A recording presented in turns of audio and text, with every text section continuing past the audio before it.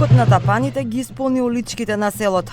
Жителите започнаа со прослава со знамења и победничко скандирање. Ејуп Абази од Нај победи во општина Студеничани во вториот круг на локалните избори. Преку објава на неговиот официјален профил на Facebook, Абази им се заблагодари на жителите. Сега свечено изјавувам, од овој момент јас не сум градоначалник на една група или на еден глас. Јас сум градоначалник на сите граѓани на Студеничани.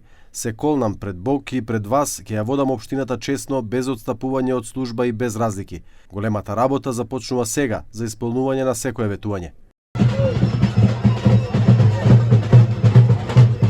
Јазем Садики, кој 4 последователни мандати беше начело на ова општина, им се заблагодари на граѓаните за учеството и поддршката што му ја дале во текот на овие години.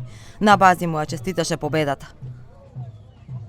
Имав чест да бидам начело на нашата општина 4 мандати, период во кој со посветеност и непрекината работа се обидував да реализирам многу проекти кои денес оставаат трага во секое населено место на општина Студеничани.